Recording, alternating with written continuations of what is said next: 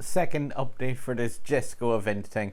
And yeah, hopefully if you watched the first video, you might have picked up some bits and pieces from that. Mostly be careful with credits and stuff. But one thing I was just going to mention coming into the weekend and stuff here is the fact of, like, if you're up to date on these missions, and you should be trying to keep up to date as much as possible, just if you've got your hacking beast ready to be unlocked tomorrow or in 4 hours as we're recording this video, just keep in mind you don't want to do every single mission inside that, because it's actually going to be 2 days before Hacking Beasts Part 2 comes out. So definitely just retain at least 3 to 6 missions from that, just in case, depending on where your times line up with the dailies, because obviously you'll want to be able to complete the play special events. And since these missions aren't repeatable, if you go ahead and completely clear out Hacking Beasts Part 1 tomorrow, that means you're going to be guaranteed missing those 5 tokens, 10 tokens, depending on how the your dailies resets things lines up. I know obviously like 5 and 10 tokens doesn't sound like a whole lot, but as somebody who has that many up there, yeah, keep in mind Gameloft doesn't give those things away too often, and they're all worth real money, so you want to get as many as possible. Now, if you haven't noticed, by the way, the car menu is completely different when you're inside the actual Jesko menu itself. So you want to make sure and be trying to do what you can to get any upgrades and stuff for those cars, because these are the ones you're going to need throughout this event. So just make sure that, like, if you have the possibility of getting epic import parts for these ones, or blueprints in particular, do definitely like all the events that can possibly tune these ones up. Because as this event is going to roll on, if you don't have these cars maxed out, you're going to be asked repeatedly to pay tokens for every single one of those events you're going to be missing out on, especially some of the cars like the Sin and stuff like that is a fairly bad grind. So you want to be trying to upgrade those every day, or pretty much just, yeah, anytime you can. One thing to really watch out for is the Lotus Elise Sprint 220. Like, that car is still available in a car hunt as they're recording this video for the next couple of days. And yeah, you can like touch drive the actual car hunt for that. But there's also these blueprints in particular. There's 10 extra ones you can get from the Ford Shelby and the Porsche 718. Just if you have access to those cars, I'll check up route video for them as well. I'll throw a link to that at the end of this video. And just, I strongly advise like doing everything you can to get every blueprint for that.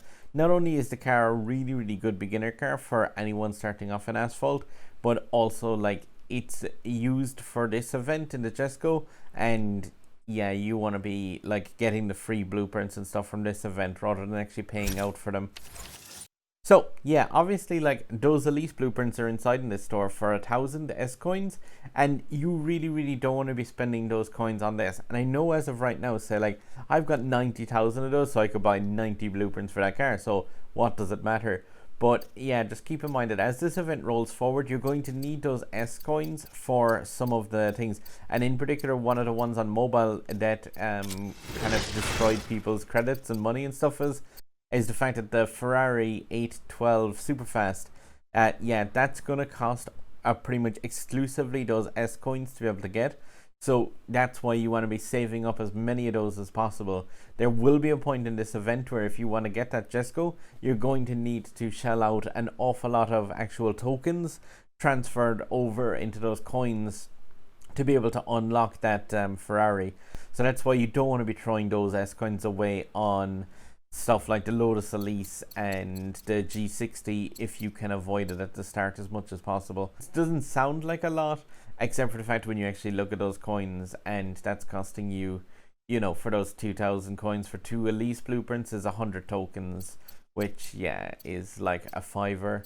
So again, think of it like that. You could get Elise blueprints now for absolutely free in that car hunt, or per 2 blueprints you could pay €5 in terms of the microtransactions. I wouldn't advise buying any of these till later on in the event, by the way. Again, play the wait and see game and see exactly what you need, but the chances are to unlock that super fast at a rate that you'll need it for the Jesko, you're probably going to need the maximum purchase of this like at least one time anyway.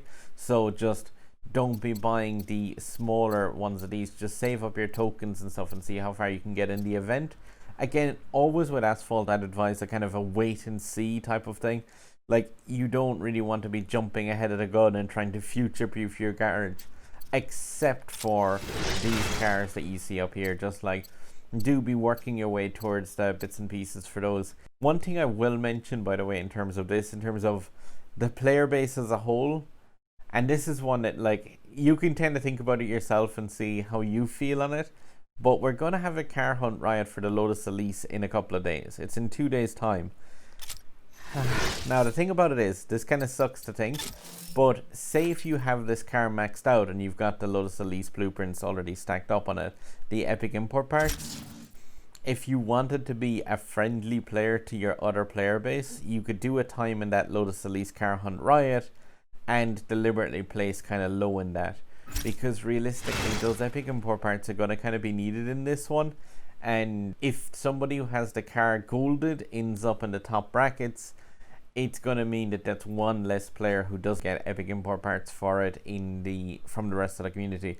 So again, like, I'm probably going to be placing a high enough time in that. I may see if there's a way of avoiding ending up in the top percentages, but yeah, it is just one there. I would kind of advise maybe just give a think about it and see if you want to be nice and like avoid placing a good time in that thing if you've got the car golded. It's just worth slightly considering because of the fact that, say, 4 epic import parts for the Lotus Elise will get it to gold, and you can get those from the top 5% in that car hunt riot. But at the same time, like, now I do know, of course, that the Lotus Elise epic import parts do appear here outside of the event for trade tokens, and obviously that's where like a good lot of the players will have picked them up, myself included. It's just a case of if you wanted to kind of be nice to other players and consider it, that you could leave off like placing a really high time in that. Just do place a time in the car hunt riot, obviously, because that fills out that bracket. So say like if 1,000 people compete in it, then the top 5% is just 50 racers, whereas if 10,000 people compete, then the top 5% is 500 racers. So like everyone should place a time in that so that the more people will get those epic import parts.